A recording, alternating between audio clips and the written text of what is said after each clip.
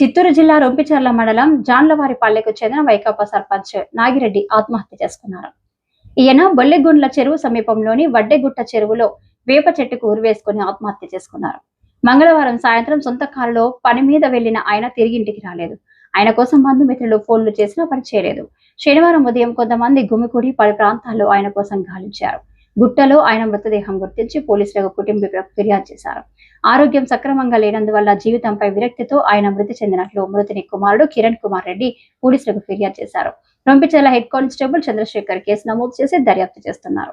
భౌతిక కాయాన్ని Rompicherla MP Purushottam Reddy, ZPTC Reddy Eshwar Reddy, పలువురు వైకాపా నాయకులు, స్థానిక ప్రజలు సందర్శించి దిగ్భ్రాంతికి గురై సంతాపం వ్యక్తం చేశారు.